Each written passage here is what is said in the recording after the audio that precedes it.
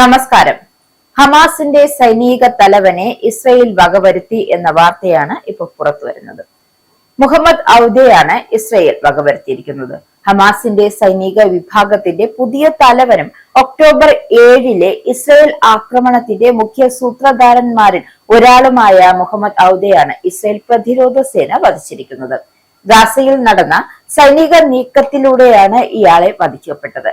ഏതായാലും ഇസ്രയേൽ പ്രധാനമന്ത്രി ബെഞ്ചമിൻ നെതന്യാഹുവിന്റെയും പ്രതിരോധ മന്ത്രി ഇസ്രയേൽ കാറ്റ്സിന്റെയും നേരിട്ടുള്ള നിർദ്ദേശപ്രകാരമാണ് ഈ ഓപ്പറേഷൻ നടപ്പിലാക്കിയത്.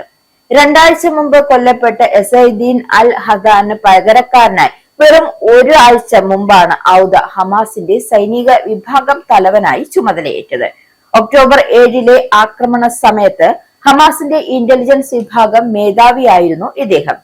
നിരവധി ഇസ്രയേൽ പൗരന്മാരുടെയും സൈനികരുടെയും കൊലപാതകങ്ങൾക്കും തട്ടിക്കൊണ്ടുപോകലുകൾക്കും നേരിട്ട് ഉത്തരവാദിയായിരുന്നു ഇദ്ദേഹമെന്നാണ് ഇസ്രയേൽ വ്യക്തമാക്കുന്നത്. ചൊവ്വാഴ്ച വൈകിട്ട് ഗാസ സിറ്റിയിലെ റിമാൽ മേഖലയിലാണ് ഇസ്രയേൽ സേന ആക്രമണം നടത്തിയത്. ഈ ആക്രമണത്തിൽ ഔദ ഉൾപ്പെടെ 3 പേർ കൊല്ലപ്പെട്ടതായും 12 പേർക്ക് പരിക്കേറ്റതായാണ് പുറത്തുവരുന്ന വിവരം.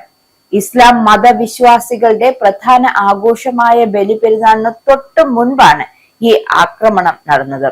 1974 വടക്കൻ ഗസയിലെ ജബാലിയ അഭയാർത്ഥി ക്യാമ്പിൽ ജനിച്ച ഔദ 1987 ഒന്നാം ഇൻതിഫാദ് കാലത്താണ് ഹമാസിൽ ചേരുന്നത്. ഹമാസിന്റെ ആഭ്യന്തര സുരക്ഷാ വിഭാഗമായ മജ്ദ് യൂണിറ്റിൽ പ്രവർത്തിച്ചിരുന്ന അദ്ദേഹം പിന്നീട് 2000 അൽ ഹസാം ബ്രിഗേഡിയന്റെ ഭാഗമായി. യഹിയ സിൻവാർ, മുഹമ്മദ് ദൈഫ തുടങ്ങിയ ഉന്നത ഹമാസ് നേതാക്കളുമായും അദ്ദേഹം അടുത്ത ബന്ധം പുലർത്തിയിരുന്നു. ഒക്ടോബർ 7 ആക്രമണത്തിന് പിന്നിൽ പ്രവർത്തിച്ച ഓരോരുത്തരെയും വധിക്കുമെന്ന് ഇസ്രയേൽ പ്രതിജ്ഞയെടുത്തിരുന്നു. ഇസ്മായിൽ ഹാനിയ, യഹിയ സിൻവാർ, മുഹമ്മദ് ദൈഫ തുടങ്ങിയ പ്രമുഖ നേതാക്കളെ വധിച്ചതിന് പിന്നാലെയാണ് ഇപ്പോൾ പുതിയ സൈനിക മേധാവിയെയും ഇസ്രയേൽ ലക്ഷ്യമിട്ടത്. ഒക്ടോബർ 7 കൂട്ടക്കൊലയിൽ പങ്കെടുത്ത എല്ലാവരെയും ഇല്ലാതാക്കുമെന്ന നെതന്യാഹു വീഡിയോ സന്ദേശത്തിലൂടെ ആവർത്തിച്ച് വ്യക്തമാക്കിയിരുന്നു. മുഹമ്മദ് ഔദയുടെ വധം ഹമാസിന്റെ കമാൻഡർ ഘടനയ്ക്ക് ലഭിച്ച വലിയ പ്രഹരമാണ് എന്ന് അദ്ദേഹം ചൂണ്ടിക്കാട്ടുന്നു. അതേസമയം ഗാസയിലെ നീക്കങ്ങൾക്കൊപ്പം തന്നെ തെക്കൻ ലെബനിലെ ടയർ, മർജായോൺ ജില്ലകളിൽ ഹിസ്ബുള്ളയെ ലക്ഷ്യമിട്ട് ഇസ്രയേൽ വ്യോമാക്രമണം ശക്തമാക്കിയിട്ടുണ്ട്. ചൊവ്വാഴ്ച മാത്രം ലെബനിൽ നടന്ന ആക്രമണങ്ങളിൽ 31 പേർ കൊല്ലപ്പെടുകയും 40 പേർക്ക് പരിക്കേൽക്കുകയും ചെയ്തതായി എന്നാണ് റിപ്പോർട്ട്. ഹിസ്ബുള്ളയ്ക്കെതിരായ ആക്രമണം കൂടുതൽ ശക്തമാക്കാൻ നെതന്യാഹു സൈന്യത്തിന് നിർദ്ദേശം നൽകിയിട്ടുണ്ട്.